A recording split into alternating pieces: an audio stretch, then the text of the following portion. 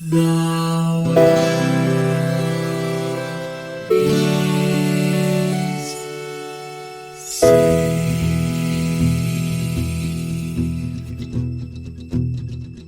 The living room's dark save for light being cast from the big TV screen and the imminent sunrise that's teasing the one starry sky with whispers of morning. Hey, George. Hey, Lions, how goes it? Falcon Punch! Ah! KO! I have literally, like, that might have been, like, the first thing I wrote into my notes. And you would not believe my crushing disappointment when I realized Captain Falcon is mentioned nowhere in this game. Not at all. No, I was also very disappointed with that because I mean I'll be blatantly honest and let's just shoulder right into it. My nostalgia experience for this is none. I never played this game. I did not even know that this game existed until Smash Brothers. Yeah. When all of a sudden I'm like who dat? And somebody was like that's Captain Falcon. And I mean aside from just schooling people that I, obviously know in classic Smash Brothers because I am the best that there ever was or ever will be. As every straight white guy is at fighting games, yes. Yeah, exactly. But yeah, I mean, aside from that, I did not even know that this game was a thing. And so then when you were like, oh, we should play F-Zero, I'm like, yeah, that'll be good because that'll round out my nerd cred because I've got my nerd cred is sometimes a little bit like Swiss cheese where there are these like weird holes in it when all of a sudden it's like you've never seen West Side Story and it's like dude shut up so aside from announcing it publicly to all of our listeners, this will finally shore that up for me so I can pretend that I've always played it. Yeah, well, and here's the thing about F-Zero. I wanted to play this because I had those cloudy memories that I've had some other times where I'm like, I have such clear memories of the game and not any of the context. I don't remember if I played this at Brian's. I don't remember if I played this with my brother. I don't remember if this was a rental. I just know that I played this game a bunch, and I know I played it a lot as a young kid and not like as an older teenager, and certainly not later into college. So like the fact that this is even present in my my like library of classic games is a testament to it being inceptioned into my brain. And like, yep. There's two important things. First, I'll do the details for the audience. So F-Zero, Super Nintendo game, came out in 1991. And if you've ever played any other Super Nintendo kart racing games, like say Mario Kart, you will note that this came out first. And they obviously learned a bunch of valuable lessons when making Mario Kart. We'll get into all of that. Yeah. But the other thing is, I sat down to play this game, and I was like, racing game. I'm gonna make sure I do some co-op with this. Like, I'm gonna be a good podcaster. I'm gonna get the full experience. How the hell do you play this with another person? So like, I plugged in the second controller. Because sometimes like it only shows you the menu if there's actually two controllers plugged in. So like, I'm trying everything, and finally I was like, I guess I gotta look it up. And so I looked it up, and the original F-Zero only single player, but F-Zero 2, which only came out in Japan, was 2-player, but F-Zero X on the N64 was 4-player. And what I want to know is, why didn't they keep this trend going? I think there should be like an 8th entry that is like 512 players. Interesting. No, actually, no, I guess it'd be 256. Yeah, and actually that would be doable now. Totally. Actually, I mean, if you did, if you had it on like the Switch, like you could totally have it just networked and everybody from around the world. It's like 216 players. I mean, the wait time may be a little bit much to get that kind of a player match, and I don't know about their servers groaning under the weight of 216 players all moving at 400 kilometers per hour. Was that I think it was. Yeah, I believe It was in kph. Yeah, kilometers per hour. And Yeah. this would be I think this was an Atlas game. I don't remember. Publishers don't really matter to me that much unless they're good or I remembered to look at them. This would be an excellent time in history. They don't matter unless they do. Yeah, exactly.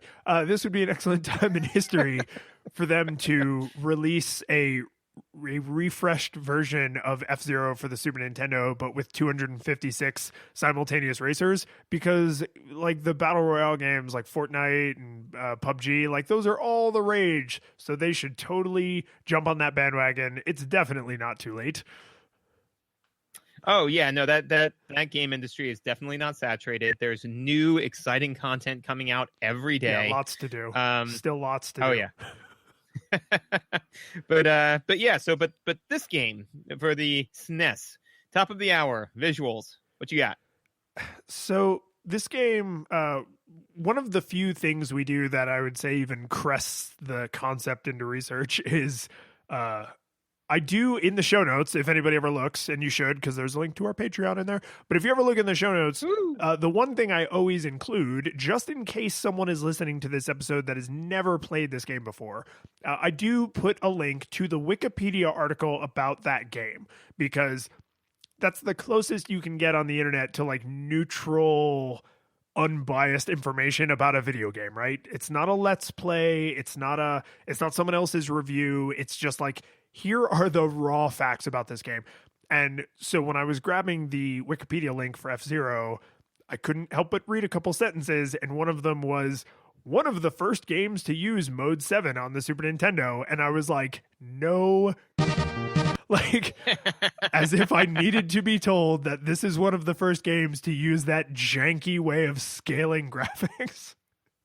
Oh yes. Yeah, no, and whoa, buddy, does it show? You know, I mean, like to the point where a couple of times. So, literally, I'm just gonna come clean, just at the very beginning. I don't know whether like what was going on in my life this week, but this game I will fully admit that I was biased in my approach to it because this game just rubbed me right the wrong way right from the beginning, like to the point where I really desperately at one point like sat myself down, like kids were asleep, wife was doing something else, and I was like, I'm going to play this game because I had become so enraged by it by so many like several times. And again, like normally I've said that about a game before, you know, where I was just kind of like this game like was upsetting, deeply so, but in this one I could tell like that it was just, I don't know what the issue was, but like I was just angry.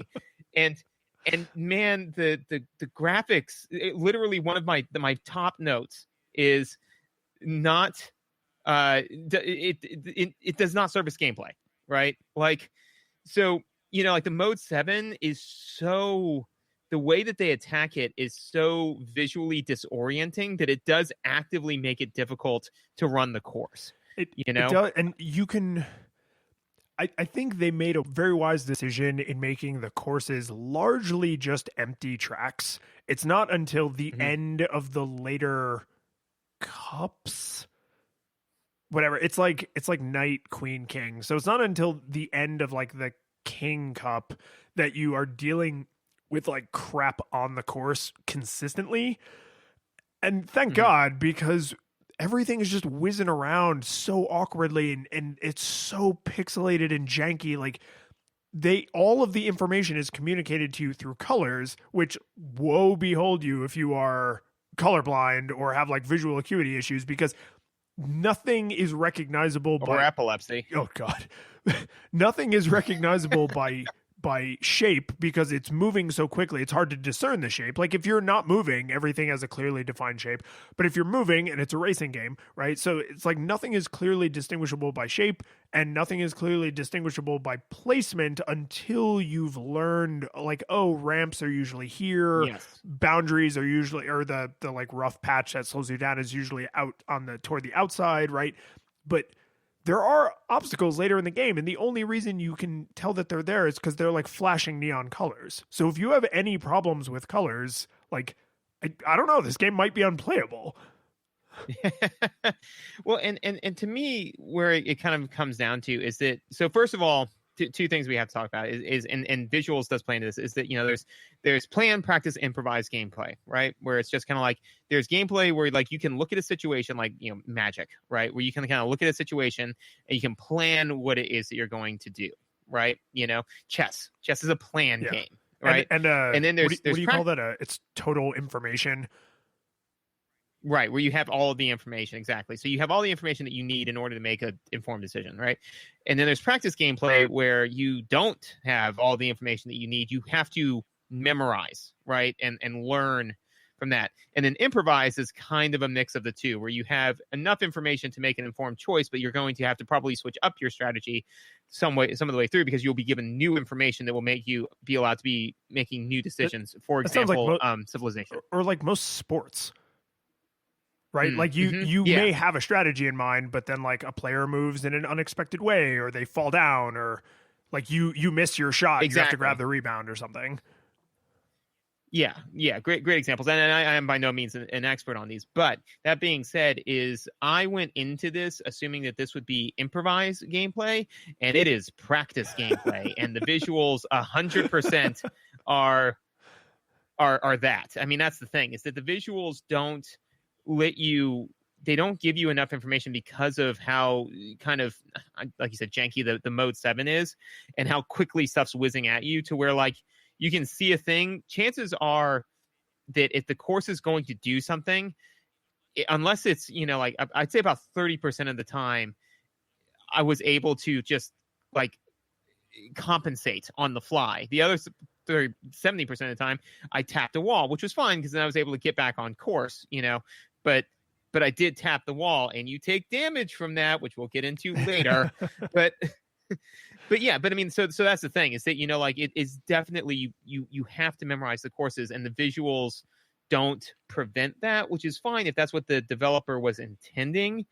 But I'm not sure that all the mechanics that they chose are in service of that. So that was kind of weird. Well, I was explaining this game to someone else, and I used the term kart racer like totally without thinking about it. Like they were like, "Oh, what is it?" And I was like, "Oh, it's like an early Super Nintendo kart racer." And then I kind of paused and I was like, "Wait a minute.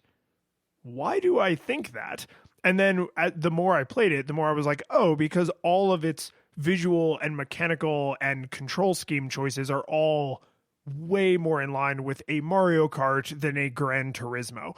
And absolutely, that's not like a bad thing, but specifically to your point about like the practice gameplay where you just have to memorize the courses, they do technically give you that information where on the bottom of the screen you can see the layout of the course, but you can't reference it during the race. Like there's way too much crap going on, and the courses start out like a little more complex than a real racetrack would be, and then they just get overwhelmingly nutcase complex to where sometimes like there's even dead ends that I don't know what the point of these dead ends are, because you can't jump, and there's like you don't get to choose where there's ramps, so it's like that dead end is literally just there to confuse you, because you are coming on a straightaway and you need to make a right angle turn, like literally a hard left or a hard right.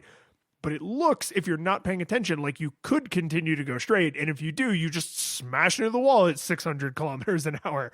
So they're really, really expecting you and designed the game with the idea that you would have to memorize, oh, this is the course that has that dead end. Or you look at the little track map right before you start and use it to jog your memory. And you're like, yes, this is the course that has that dead end. I need to make sure I don't crash into the wall at speeds that will liquefy my organs. If they're calling it Batman vs Superman, they should have called it Batman vs Superman: The Punch from Space That Liquefied Batman's Internal Organ. God, I would have bought the Blu-ray extended edition of that. I would have, even if it was, I mean, because I would have, because I didn't buy Batman v Superman, I would have definitely bought it if it was a 3-minute movie that was just Superman flying down from space, then punching Batman, and then it just went straight to credits. I would have paid full price for that movie. Especially with the Hans Zimmer soundtrack. Sign me up. And so with that extension, I would say that, and this is kind of touches on what we've been kind of talking about, which is there are very few visual affordances in this game, right? So Because I think comparing it to Mario Kart is a best way to juxtapose it, right? And now Mario has a number of things going for it that this game just would not, which is that the franchise itself is well known, so like question mark boxes, that you want to go hit those, so you can leverage those affordances visually more so than this game could, which would have to create like basically its entirely own IP. That being said, though, is that most of the things that were going on, I had to approach with like the scientific method. Like it was not intuitive to me what was happening. For example, the whatever that stroke inducing clear or blue line area is on like World 1 map 2. I don't know. I think it's ice. Oh, it makes your car it's act like it's on yes, ice. but because of the way the game engine presents the visual to you, it makes you feel like you're on acid. Yeah, or whatever. I mean, to me, I was just kind of like, oh, weird blue track area, and then I just tried to, hammer right, and then just slammed into a wall. I'm like, oh, I guess that's ice or equivalent. So slippery surface. Note to self, that is slipperier than normal slippery, right? And so, is this a good time to point out that these are all hovercrafts, and the surface should be as close to irrelevant as anything could possibly be? Can we talk about that? Yeah. Yeah. No, I mean, and that is very true. My thought was that, and that I was loath to mention it because I was like, well, this could be theoretically defensible, is that it's not ice, it's some electromagnetic interference that prevents your hovercraft from gripping the ground. And so this is something that the visuals do, to your point, is they can't rely on things like, oh, this is a question mark block and roughly what that does, right? But they do have other affordances, like you roughly get that this is a car-like vehicle that is driving on a track-like surface, and that different like textures or consistencies or whatever of the track will impact your driving, even if those don't totally make sense. Like a rough patch, it's like, oh, well, over there, it's rough and it slows you down. It's like hovercraft. Like, yeah, hovercraft. But they need a good way to communicate that information with the fidelity that was available to them and with the speed that you need to process that information. So I get it and I'll forgive it, but as an adult, part of me is just like, hovercraft. This shouldn't be a problem. It's a problem for me. The other visual affordance that I got frustrated to the point where I was like, there has to be an in-game solution to this. And then that's what led me to what the solution was. And I do try to, because obviously this podcast has helped me as a player, because I'm like, it helps you think like a designer, right? So there have been times when I try to check whenever I'm like, a good designer would not do this, to like mentally think like, I did have to think that way though. It didn't just happen, which was about the third or fourth time I made one too many mistakes and exploded in a heap on the side of the road because my power was out, which I didn't really care for that. Like I didn't care for it being called power. Like I would have preferred like ship integrity, or I mean, I know that's like wordy, but and power. Anytime there's a weird word choice, Shield would have been excellent. And even just like hull, right? Like, ooh, but anytime there's a weird word choice, there's always a part of me that's like, are we seeing the best word, or are we seeing a terrible translation? Yeah. And especially in a case like a HUD, because Japanese is a way denser language than English. So if you only have 5 or 6 characters, but they're Japanese characters, you can convey volumes more information than you can in it. That's like a friggin' poem, I mean, it really is. So it's one of those things where I agree with you that we didn't play the Japanese version. We don't speak or read Japanese, so we had to deal with the word power. Well, I mean, do you not? I mean, just Mandarin and Korean. I'm Trouble, working right? on Japanese. Get cultured, you pig. So you uncultured little piggy. But so we didn't play that. We're not dealing with that, and that's an assumption. I don't even know that that's true. Maybe it just says power in Japanese. Maybe they even wrote the English up there because Japanese media does that sometimes. But what we dealt with was the English word power, and that does not immediately tell you when this is depleted, you die. No, it doesn't. And in fact, what I thought was like power, I thought boost, Boost like fuel. engine. I mean, it is a car. Yeah. Yeah, exactly. So I was like power. So I was like, oh, so that should be a thing where I should be able to hit a button and then I will consume power to produce work because I'm pretty sure. I mean, I'm no physicist, but I think that holds up. That is close. Yes, I don't want to bore you with the math, but let's say your reductive simplification is sufficient. Okay, so we got to go through this quick tangent because I'm going to be sick with rage if we don't. Which was we both went to college together, right? And and I majored in chemistry, which took me all the way up to Calc 3, and you majored in information technology, which took you through statistics, right? Stat and pre-calc. Stat and pre-calc, right? And so at one point I was lamenting the fact that I was in Spanish 2 or something like that and how difficult this class was and that language wasn't my thing, but I had to do it to fulfill my language requirement. And then you smugly turned to me and said, yeah, I don't have to take a language requirement. And I said, why? And you were like, well, I'm taking stat. And I was like, excuse me? You're like, well, for my major, I'm considered to speak the language of math. And I was so agog and blind with rage that I don't think I was able to adequately respond to you at the time. Yeah, well, I mean, like 14 years later, you're still carrying this chip on your shoulder for one. For another thing, I'm amazed that it took 49 episodes for this story to come out because we've talked about math and language more than once. And 3, just for my own defense, I want to make it clear that I did not agree with the university's assessment of me being fluent in the language of math compared to someone who had far more math than me. I was just benefiting from their stupidity. Right, which is fair. But all that being said, that's what I figured that particular health bar was going to do. But it said it's structural integrity. Fine, I'll take a deep breath. Let's all move past it. So then apparently there is another seizure-inducing strip to the left of the start line, which you can use to replenish your health, right? Nothing about the visuals that happen the first time you go across that, because the first time you see that, okay, so you're at the start line. The first time you see that, right, is you're taking off, you've got full health, right? So the first thing I did was I saw something I could interact with, and it didn't look, terrible or awful. So I'm like, oh, let me do that.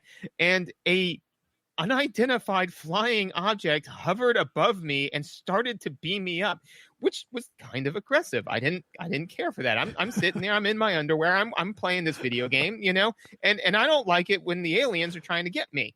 So I was like, I don't know what that does, but I know it didn't. And here's the problem: is I didn't know what it did. I knew it didn't do anything good. Because nothing good happened, you already had full health. Because I already had full health. And it wasn't until I had taken so much damage. I'm like, there are no power drops. There's nothing like that. There's got to be something. Oh, it's that dumb UFO, isn't it? And then the second time, the 15th time I was running, but on the second lap after I'd taken some damage, I went over there and I got some power back. And I was like, got it. So this is... Oh man, I'm having feelings right now, like design feelings, because first off, I know generally speaking, we try to only play games that both of us have played, but life is a thing that exists and we can't always do it. And sometimes we don't do it on purpose. As soon as you said there's this crazy colored strip right next to the starting line, I was like, yeah, why would you know what that does? And then here's my answer to that question. But before I answer that, even if you had a good feeling that you knew what it did, the visual after you go on it of a UFO shooting you with lasers does not necessarily go with your gut instinct that oh, maybe this is a helpful area. Here is my... Because there are no allies. Real fast. There's no allies, right? You are alone in the universe, you right? Every other thing moving is out to get you, and Falcon punch you to death, as you will find out later in the series. Yes. So naturally, I assumed, I'm like, there's another ship. It's probably doing something bad to me. Yeah. Here's the one thing that I will say I am almost positive they're doing intentionally. the reason there aren't health drops on the course like you would see in like a Mario Kart or another like kart style racing game is that power up area is the futuristic version of the pit Of a in pit. NASCAR. Yes. And I'm positive that did not ever occur to me as a kid, but on this playthrough I was like, God, this is so stupid. Why do they do it this way? Oh, it's like the pit. It's which is why it's off to the side of the course. Oh. But the thing is, even if you knew about racing, but you don't know about this game, you go over into the pit for that very first time and you start getting shot by lasers from a UFO. And that does not line up with your conjecture. Your conjecture is, oh, it's like the pit. And then you get shot by lasers. Like, so even that, like they were using a racing metaphor, but then the visual is kind of counterproductive. Well, and even if, because I mean, I'm confident that they could have accomplished this. You know, like there are some visual affordances they could have given you. I mean, first of all, let's just kibosh the UFO just off the top, right? That's not great. But like if they had like little like up arrows, you know, like by your car, because you're looking at your car, right? So if they put like up arrows or like little pluses or, you know, like the word, you know, shield or power, and then like a little like recycling thing flashing, like anything to say like, hey, this is it's a good thing, and it is doing something like positive. You know, all of those like, would have been within the realm not just of the Super Nintendo hardware's capabilities, but also the design sensibility of the time.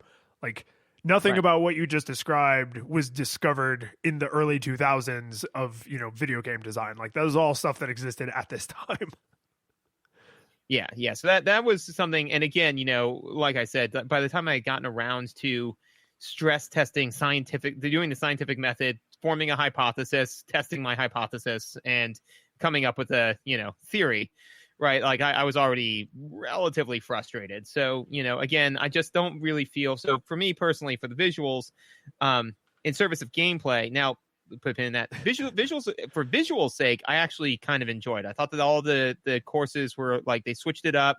You know, they weren't quite as endearing as the like Mario Karts were. You know, like it didn't feel immersive because you're on this track and like basically the background changes. You know, the horizon is variable and nicely done, but the world immediately outside of the track, like right on the other side of the boundary, is shifting so fast because of the mode 7 that it's usually just a muddy mess, and sometimes is literally a muddy mess where it is just a mass of colors.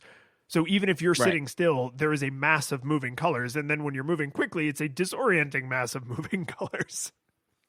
Right. So, I mean, you know, like I didn't, you know, credit where credit's due. I think that, you know, they did try to vary it up to be like, oh, now you're on a beach and now you're on like now you're in a desert. And it's like, yeah, it's all great, but it feels like I'm on a racetrack with a TV in the background of a desert, as opposed to like in Mario Kart, where you really feel like you are in Bowser's dungeon, you know, because you're able to interact with the dungeon, you know, to some capacity.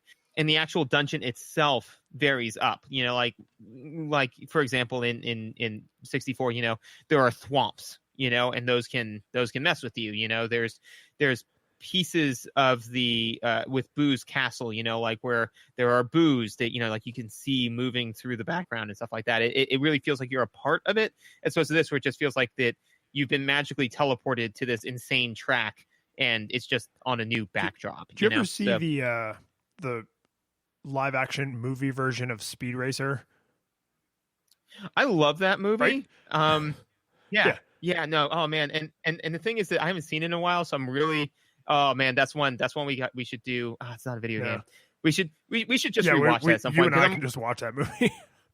Yeah, because like, God, I loved that movie when it came out. I thought it was a really faithful adaptation to the wacky hijinks of, you know, the cartoon. But anyways, what were you gonna say? The reason I mention it is because in the cartoon, all of the racetracks were, you know, racetracks. Like they were going at absurd speeds and crazy things happened, and all the cars had like weapons and tools and stuff, and like that's all true. But in the movie, the racetracks are all even more fantastical and usually just floating kind of out in like like they're quantum locked hundreds of meters off the ground. And the reason that matters is because several of the races happen in like an incredibly scenic place where everything is like really beautiful. But from the driver's point of view, that must all be so far off in the distance that it just looks like a matte painting. Whereas if you were driving in Monaco, or, you know, if you're running the London Marathon versus the Boston Marathon, like you can tell because you're like down in the city. Whereas like a lot of these courses are in like futuristic cities, but they're not. They're like in the suburbs where people act like they live in the city, but really they're like 100 miles outside of the town. Like that's where all of these racetracks are. They went out to where they could buy the land cheap. They built a racetrack and they were like, oh, it's right there in LA. And it's like, no, it's not even close. It's like out in the ocean off the coast of California. And LA is just visible barely on the horizon. And that does create like a weird amount of separation. Yeah. So anyways, those are my notes on visuals. Do you have anything else? I do have this one other thing, and I'm surprised you didn't bring this up, but the HUD, it omits a piece of information that I personally think is non-negotiable, and it includes a piece of information that I think is useless. So whenever you are playing a racing game, I presume the object is to do your best, and your best, if at all possible, is to take first by the biggest lead you can, right? Like because you don't want to just take first place. You want to make sure that you can't possibly make a mistake and slip into second, right? So you want to take first with the biggest possible lead.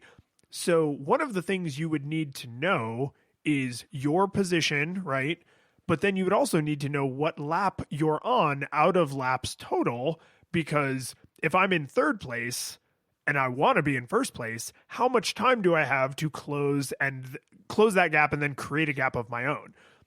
If John is driving at 55 miles an hour and starts at time 0, and then Susie starts driving. Yes. Yeah. That to me is racing information I need. Where am I? How long until the race is over, measured in laps, right? And this game tells you what lap you're on as you complete a lap, and then that information goes away forever, and it's just not on the screen anymore. It's not on the pause menu. It's nowhere. You do not know what lap you're on, and these are all 5-lap races, so you can actually forget which lap you're on. And like some other, I feel bad continually referencing Mario Kart, but like Mario Kart had a pretty clever way of handling this, which is the information is displayed on the HUD, and when you're on the final lap, the music is faster.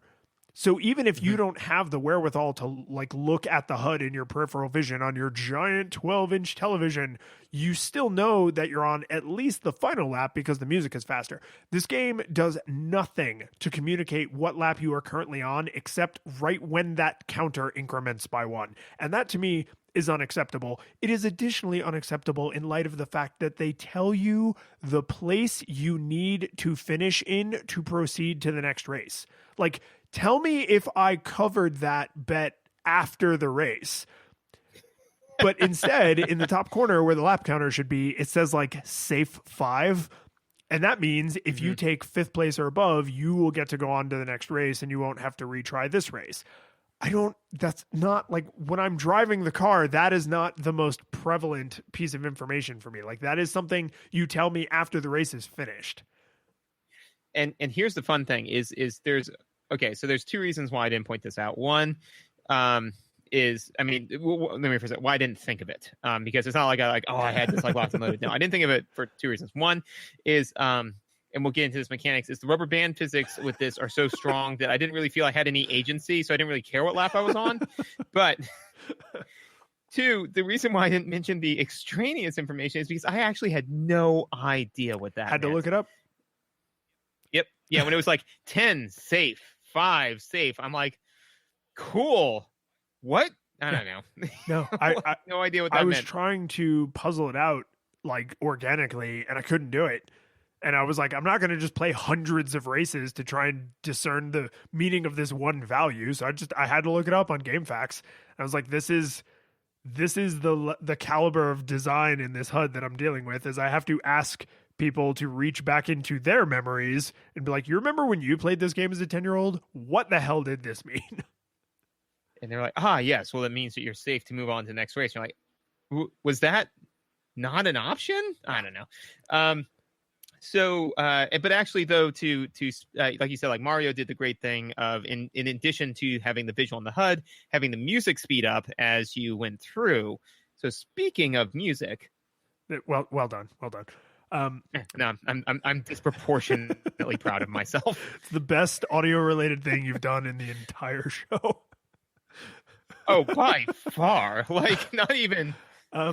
So the problem with the audio in this game is, if I played this more regularly, I think I would probably have committed some of these tunes to memory, because they're actually pretty good little chiptune songs. Like it's a very futuristic sci-fi kind of visual world, and the audio slots right in. Like it all feels pretty cohesive, and they're pretty catchy little numbers. But I didn't play the game enough as a kid or now as an adult to say like, oh, I could hum a bunch of these tunes for you, right? When I hear it, I'm immediately like, oh yeah, yes, okay, I recognize this piece of music, which I think is a step in the right direction, right? That's a step toward hummability. The notable exception, and the thing that is throwing a major wrench into my ability to talk about the music in this game, is Captain Falcon is in Smash Brothers, and there are F-Zero like battle arenas, and they use the Mute City music, and that's pretty deeply baked into my memory from years of playing Smash Brothers. So I can't honestly say if I remembered that tune on its own merit. I'm pretty sure I didn't. I'm pretty sure I'm remembering right the Smash Brothers Melee version. Yeah, even in depth. Yeah. So but it's a good tune. Like I get why they chose that one specifically. First off, it's the first piece of music you hear in the game, but it's like I get why they picked that one to be the one they used on the stage in Smash Brothers, because like it's a good piece of music. Like it's legitimate. Oh yeah, no, for sure. And actually, I did really like when I was driving around, the courses, I did feel that the music was very enjoyable. It was different for at least all of the courses that I did. And the music was genuinely enjoyable. Like I enjoyed listening to it. It didn't have anything that was like pitchy or like, when I was listening to it, I was just kind of like, wow, I wish that this would end. Like noises or anything like that. The sound effects I thought were also relatively good. I thought that, with both the visual and the sound effects, like when you are doing something wrong, it lets you know both with a visual and like through audio. Like it changes basically the sound of the engine, so yeah, the kind of goes more like noise is very satisfying. Yeah, that kind of like, I don't want to do it, but like that zooming, like that all of the sound effects are very the sound effects are appropriate. Like, so the ones that are supposed to be satisfying, like moving at tremendous speeds, those are satisfying. And the ones that are not supposed to be satisfying, like slamming into another vehicle, those are not satisfying, and they shouldn't be. Like one of the things that I actually noticed recently is my son and I have been playing Lego Harry Potter, right? Nice. Yeah. No, it was. I was like, what's a good game that would be a good good for his literacy level, right?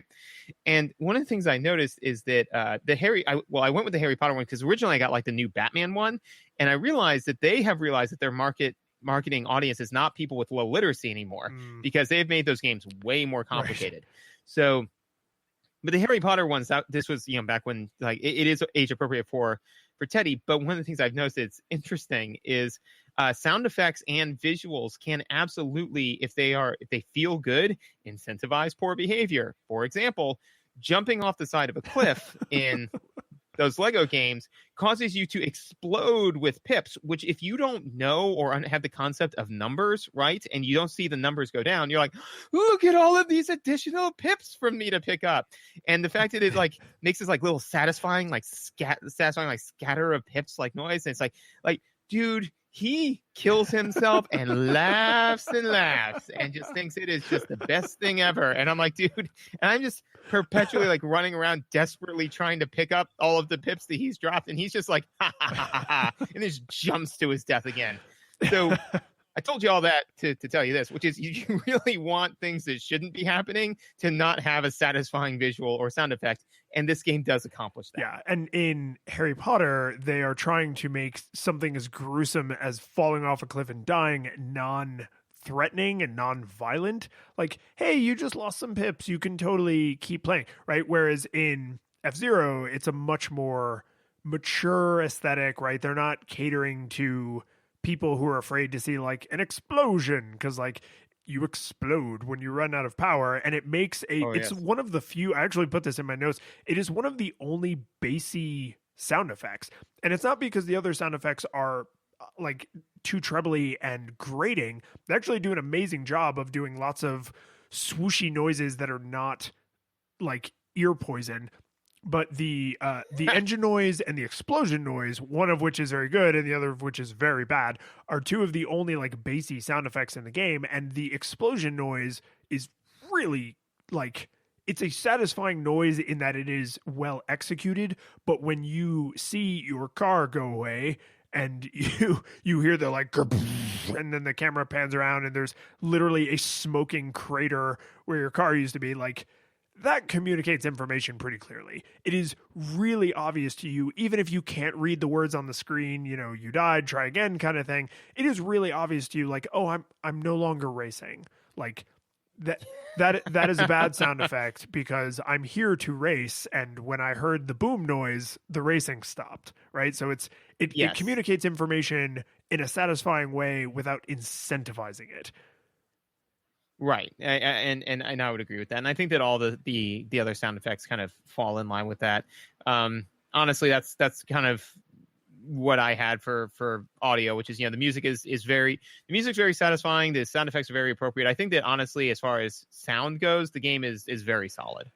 Yeah. You know? And I think especially in contrast to the visuals, because there's so many places, because of they were trying to do something really new, right? Like Mode 7 and this idea of like the car doesn't actually move, the world moves around the car, like all of that was it's Farnsworth's engine. Oh no, we had this exact discussion when we played Mario Kart, because well, I feel just as creative as we had it the first time. It is Farnsworth engine, because this is an amazing technical leap, right? Is someone realized, oh, we can spin the entire world in a way that makes it look like you are moving through this massive space when technically speaking, the car is not moving at all, right? It orients itself. It it looks like it's turning one way or the other, but the world is moving around the car. And, this goes way back into the old days of arcade racing games, but on this kind of hardware to do it with the Mode 7 was very interesting. And when you contrast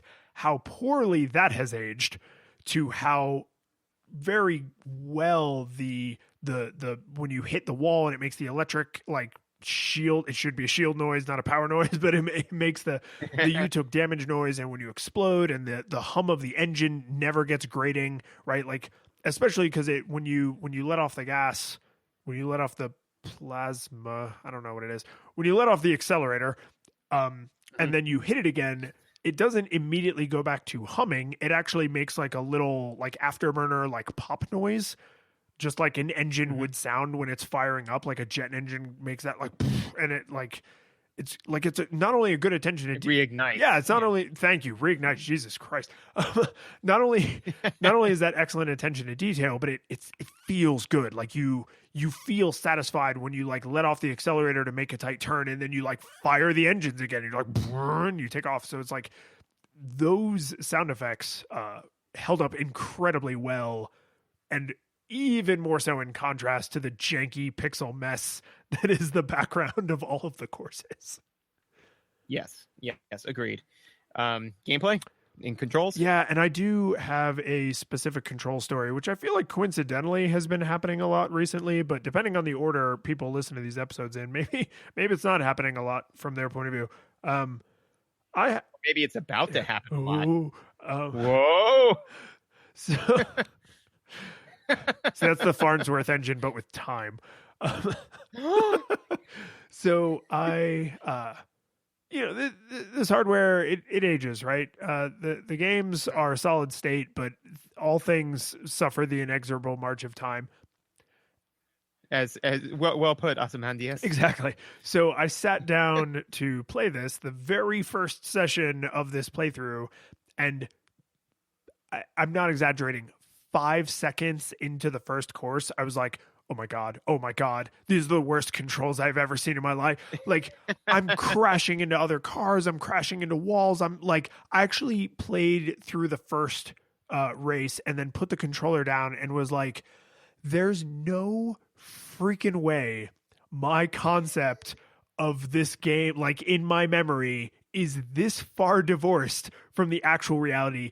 This cannot be true. To where I actually went and got one of my other controllers, because this controller is like it's the colorful one, so it's the one I use most often because I like it. It's like the Japanese colors. So like actually went and got one of my other controllers to try and see if the controller was actually broken, and it is actually broken. And just this wave of relief came over me, because it's like I didn't want to think that my memory was that janky, where I was like, I remember these controls being fairly tight and fairly okay. And so like I was like, oh thank God, it is actually the controller's fault. And of course it happened in a game that's not 2 players, so it's not like I'm sitting there with my friend being like, no, my controller's broken, this bull crap. Yeah. Well, yeah, and I mean, like, because I'm sure that you were like it is always refreshing to know that your memory is not so janky, so you didn't have to like call up, Big Bird and Spider-Man, whom you played with while regularly, during, like this game. Like, yeah, that would have been rough. Yeah, no, I didn't really have any real issues per se with the controls. Once you get used to them, they're a little bit looser than I think Mario Kart, which is what my brain immediately like projected onto this. So, like hitting right, makes you turn and slide a little bit more. But once you get used to it, that was pretty straightforward. The thing that bugged the so one of the things that bugged me, and I don't know if this is common with racing games because I don't really play a whole lot of racing games. They're not really my jam. I think mostly because to me the only racing games I really like are like arcade games when you're sitting. Yeah, where you're in the car, you've got, it's got the rumble, it's got that feel to it, that really immersive feel. Like I really enjoy that. Aside from that, I don't really care that much about cars. To me, cars are a conveyance, whatever. So that being said, so I don't know if this is common with racing games, but having cars on the course that are not cars you're racing against. Are we going to talk about that now? Oh, can we talk about that now? Yes. No, let's talk about that now. I hate that. I hate that so much because every time, because one of 2 things. One is only bad, right? Because first of all, you can run into them, which is why they're there. They're there as potential obstacles. But in that case, make me race against more people than I'm racing against, because every time I would overtake one, I was like, yeah, wait, I was already in first. Yeah. Oh, yeah.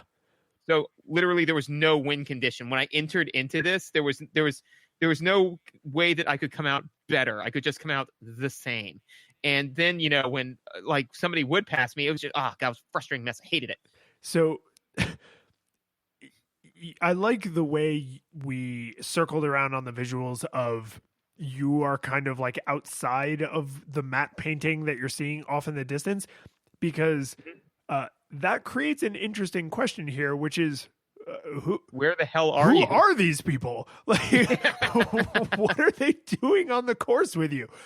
Because first off, all of the non-racer cars all look identical, which really says to me you are actually right in the middle of a city, and this is like the Honda Civic of the future, which is why you see so many of them. And it's just like traveling at 400 kilometers per hour. Yeah.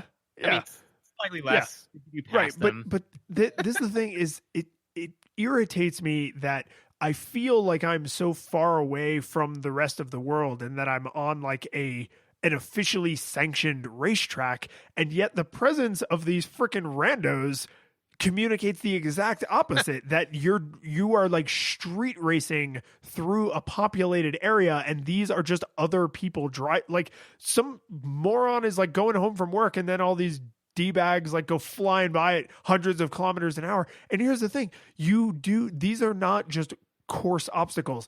These cars are on the course because if you lap the same car often enough and you bump them aggressively enough, they will eventually explode, just like you would eventually explode, which means some idiot is going home from his friggin' job and you just like take their life.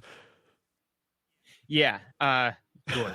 No, actually, so I literally I did go on to the Wikipedia because I do always love it when we come up with our fan theories, like what we think's going on. And there's this big game series, right? So I was just kind of like, well, maybe they already have like an in-game established mythos behind this, and I couldn't find any. So here's my theory: is that these are like like they're Running Man contestants, like they're criminals. So this is Death Race. Yeah. So like there's you're like the gladiator, like you're the officially sanctioned racer, but these other people are like death row criminals that they've just put into cars, and like if they make it through the track, like X number of races, then they win their freedom or something like that. That's what I came up with. I 100% accept this theory. Especially because you can tell the penal system in this Judge Dredd future is not very pro rehabilitation, because we are all in like super powered, like we're the villains in the Running Man, right? Because we have flamethrowers and buzzsaw hands, and then all of these people are in their friggin' Honda Civics, right? No, we are District 1, and these are the districts 4 through 12, like. Yeah, no, that's what I was able to come up with, because I had to come up with something for why these frustrating, like people. I was like, why do you even bother to come like this, man? Like. Yeah, no, I used the phrase every time I blew one up. I often found myself using the phrase like, I just took that guy's life so I could win this race. And I don't know who they were. I don't know what their story was, but I got first, so I don't care. And like, that's a weird, right? Because there are lots of modern street racing games where there are like regular pedestrians on the road, and like if you crash into them or something, the people who are watching your illegal street race are like, oh, and it's like a part of the world, right? It's like a Too Fast, Too Furious kind of thing. But this feels like you are doing future NASCAR, and yet there are unsanctioned vehicles. So I really have now fully bought into this is actually future Death Race, and these are criminals trying to buy time off their sentences. Yeah, no, I mean, I'm unfortunately I don't really get the Too Fast, Too Furious reference. I never really got into that series, mostly because I didn't racing. Yeah, well, I never watched the first one, and I didn't think I could watch any of the others because of the highly cerebral storyline. Oh yeah, that clearly if you don't watch them from the beginning in order, you will never be able to keep up with what's going on. Oh yeah, no, absolutely. I naturally assumed that a submarine breaking out of the ice while people are, driving on it would make sense had I only know the lead-in. Had you but known, yeah. So the other thing that I absolutely want to make sure that we touch on during game mechanics and all that sort of stuff is the just impressive strength and durability of the rubber made to use the rubber to create the rubber band physics in this was impressive. I mean, that is that's American made, and they have an abundance of this rubber because they've also made all of the cars and walls out of this rubber. Because if you dare to touch one of those other cars or walls, you just go pinballing all over the damn course. Oh yeah. No, I mean, like it is impressive with how punishing that is, and then the fact it seemed like, because I played it on beginner because I was like, I'm not looking for a challenge here. let's all be real. Yeah, I want to play this game. Like the degree to which literally how few mistakes I was able, how long I could perform well, and then how few mistakes I could make before all of a sudden I was overtaken.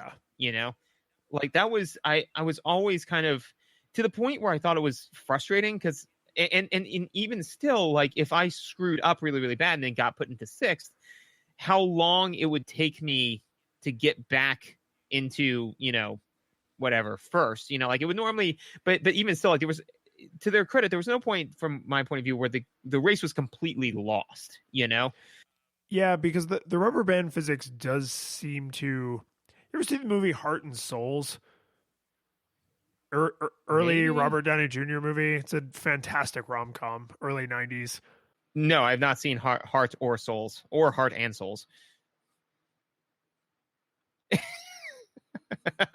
So the thing about Heart and Souls is all these people die and their souls get like locked on to Robert Downey Jr.'s character, and he has to help them like finish their business before they can go into the afterlife.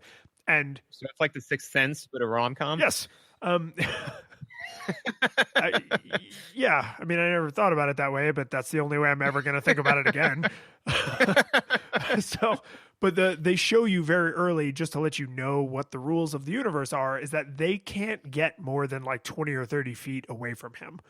Right. And where, to the point where like he goes running off and like they literally just get dragged like through walls and like, cause they're ghosts. Right. So they get dragged in a straight line in his direction.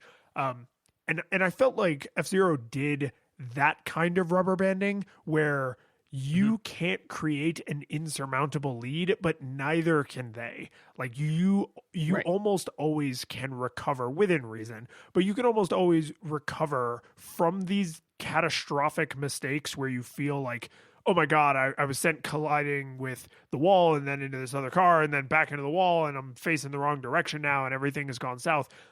But at least on beginner, because I also only played on beginner, because come on.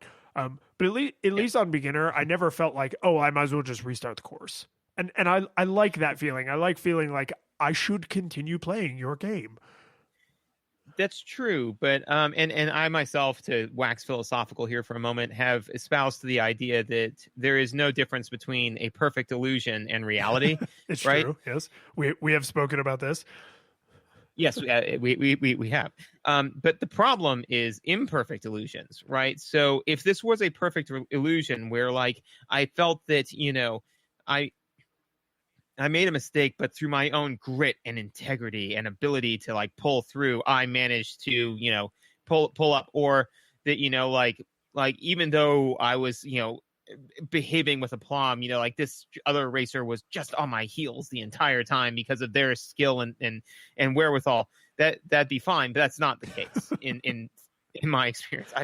I would love it if that were true, but that ain't the truth. The truth is they're the weak and I'm the tyranny of evil racers. But I'm trying, Lions. I'm trying real hard to be Captain Falcon. So strong work. Truly excellent podcasting.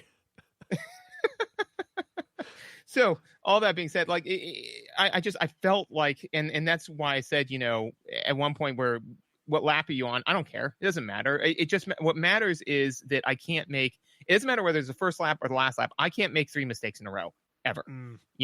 Like if I make 3 mistakes in a row, I'm going to be in 6th place, and then it might matter, but aside from that, that guy is going to be right on my heels when I cross the finish line. So I can make 0 mistakes in the last 30 seconds. That's about it, and it actually reminded me a little bit of something that we see actually commonly in video games, in first-person shooters. They have similar mechanics, right? Which is you can only get shot so hard for so long before you die, right? There is no health, right? Which would be the equivalent. Yes. Okay. Right. So it's a similar mechanic, but I think that the difference, though, is that it's the number of mistakes you're able to make and how quickly you can like interim recover from them. So if I make it's like in D&D, if I make an objectively stupid, if a player makes an objectively stupid decision, I will punish them for that. But if they're playing the game well and just the dice are against them, I'll like mulligan stuff towards in their favor, right? But if all of a sudden like a turn comes out of nowhere because again the visuals aren't good enough to let you know returns are coming, so you slam into 15 walls and now all of a sudden you're in 6th place, I don't feel like I did anything wrong. So that would be like me stealthily walking into an area and all of a sudden 15 mobs descending upon me, all of them unloading their clips into me and me dying, right? Yeah, that's not how those games work, and that's not how this game should work.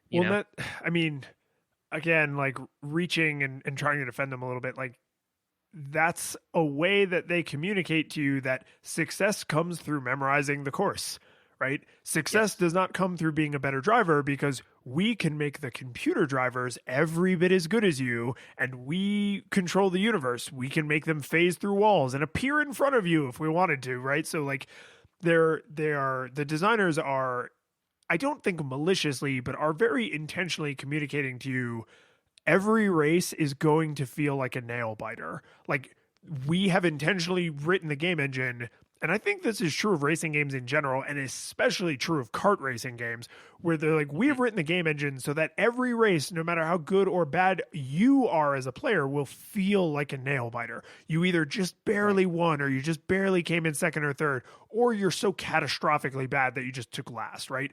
But they want you to get that like nail biter feeling as often as possible. And if you are down for like, yeah, I'm just here to memorize the track, I don't care if I win by half a second or half a mile, like I'm here to basically play against myself, then you're okay. In a world where that's true and it's always going to be a nail biter, and you are trying to improve as a player and you want to see that improvement through a bigger and bigger lead, it's never going to happen because they control the universe and they have decided every race is going to be a nail biter. Right. And that's the thing, though, is that I think that it's kind of like, I guess, more like modern storytelling versus Greek storytelling, where it's kind of like, is every race a nail biter because, that's just the intensity of the world that we live in? Or is every race a nail biter because gods come in and make sure that that's the case because they're bored? Yeah. Like, that's the thing, is that if I felt that, every race was a nail biter because, like they put in obstacles that, get more intense over time, like if maybe, I don't know, like let's just say, for example, let's say you halved the number of courses, right? But what you did instead was on the last 2 laps, right? Like that's when they say like time to crank this up to 11, and they like change it so that way there are additional obstacles, right? Or they say like multi-ball and they send in all of the convicts all at once, like like something to actually increase the difficulty, so that way then that would occlude the fact that they've tightened up that rubber band towards the end, and said like, actually we added these to kind of like obscure the fact that realistically we've taken some of the agency away from you, in the same way that games that are truly like choose your own adventure, no, they're not, like all of they're not. No one has free will. We're all just atoms. We're all gonna die. It's all physics. It's hard determinism. But no, I mean, like all of the branches come back. Otherwise, like literally from the first decision you make, they'd have to make 2 games. They'd have to make like 30 different games, 50, 100 different games, right? So these branching trees come back, but they do make you feel like these decisions that you're making are meaningful, right? And they do that by like very rarely lifting the veil and realizing that like, well, dialogue options A, B, and C actually all lead to the same very well crafted response that makes sense regardless of any of those 3 that you chose, right? So it doesn't break that immersion. It is a perfect illusion, right? Whereas this is very imperfect. And if they just like, and it's weird to push for this, but I'm like, please obscure this illusion more so I can't see through it, because then I would find it more satisfying. Yeah, or remove it and let me, once I'm good enough, finish with like a 40-second lead, right? Or because exactly. they could build in to a kart style racing game, instead of doing it through rubber band physics, they could like have a more granular difficulty curve. So like instead of 3, beginner, intermediate, and expert, you have like a 10-point scale. And they could even, if they wanted to get clever, interject and be like, every time you win with like a 30-second lead or like a half lap lead, we are going to ratchet up the difficulty, and we're going to continue to do that until you don't take first anymore, right? And like there are other ways you could build that in, but I don't personally find the rubber band physics satisfying, because it's the game reminding you that they're the game, right? They're the authority. Right. You don't have agency. They make all the rules, and no matter how good you are, every race is going to be a nail biter. And then it's like, well, I might as well just only do practice courses just for time, because every race is going to be a nail biter. Yeah, exactly. No, I mean, even if they did something like kind of interesting, like if you finish the course with like you said, like a 30-second lead or a half lap lead, right? Just interjecting a singular cutscene, of like Captain Falcon, like walking up to your racer, your car, whatever, and saying like, hey, you're too good for this course. I'm coming for you now. And then ratcheting the hell out of the rubber band physics with that particular vehicle, and then you're like, oh no, like that now he's after me, he's out to get me. And even though like it's very clear that they're tightening up those rubber band physics, just adding that narrative in is like, no, it's not that they're just doing this to make sure that it's a nail biter. They're doing it because he's out to get me in particular. Make the like veil that. thicker. Yeah, exactly. Just do something so I can't obviously see like, oh, well, none of my decisions matter. We're all like, this is all meaningless. We all turn to dust, like all of that good stuff. What else do you have? There's a few other things that I was like, oh, this is like a weird mechanic. This is like an odd thing that they bothered to include, but I'm tired. I'm so tired. So I guess I'm kind of curious because you didn't play this game. Like, how did this, knowing the time in history this is from, having played lots of other kart style racing games, like, how'd this hold up for you? And again, all the cards on the table. I do not know why in particular this game really rubbed me the wrong way. And I really tried to divorce myself from that because the degree to which I was finding myself frustrated with was not proportionate to the degree to which it should be frustrating. All of that being said, no, it doesn't hold up. And the thing is that, and I'm not a huge fan of racing games, but honestly, just play Mario Kart. Either play Mario Kart, or if the real thing that you want is something that's not, like that it's super fast, quote unquote, because it's not actually that much faster. It's just that they have a bigger number on the screen, which makes it feel faster. But whatever. If you want something like that, you really should play a more modern, more immersive game.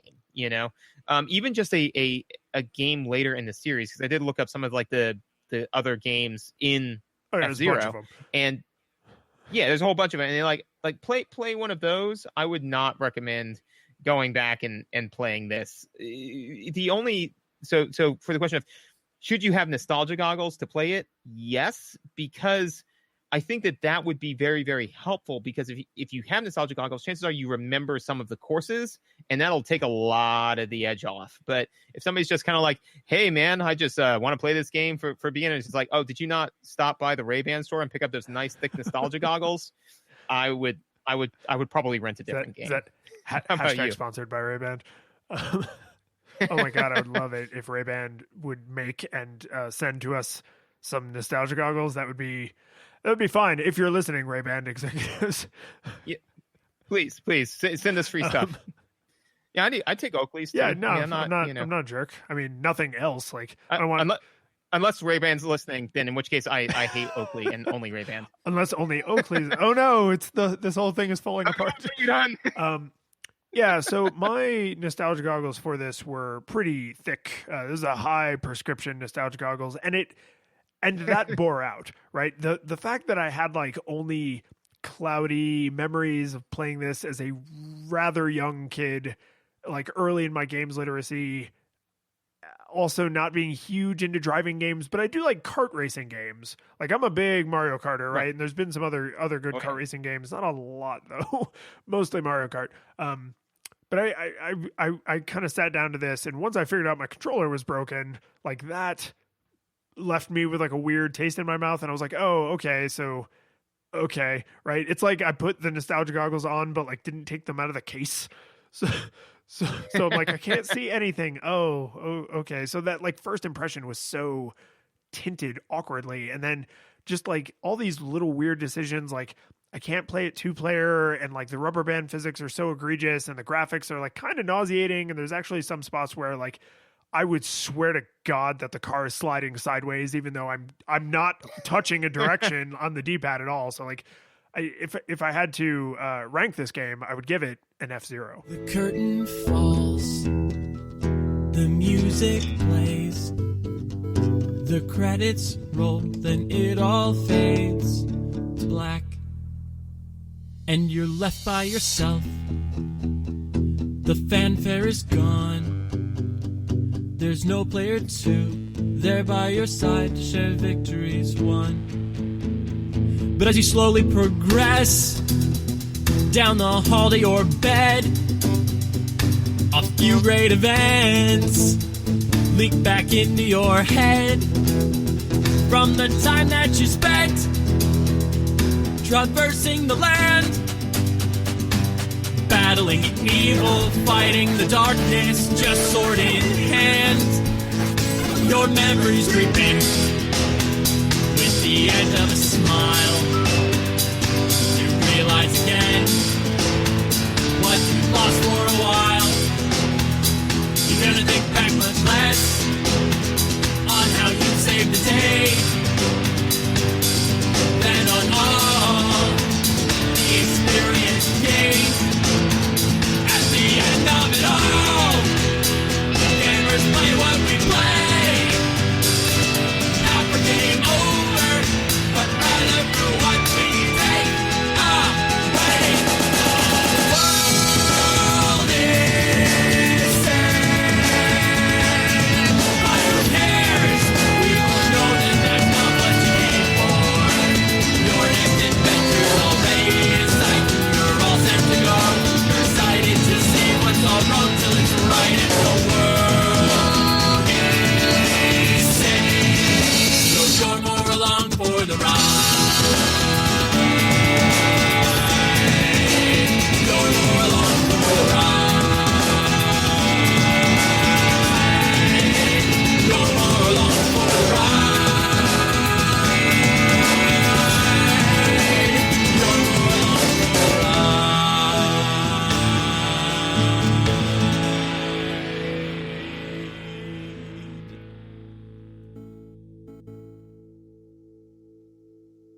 I feel that we should retool the tagline to this, which is F-Zero, F this a lot.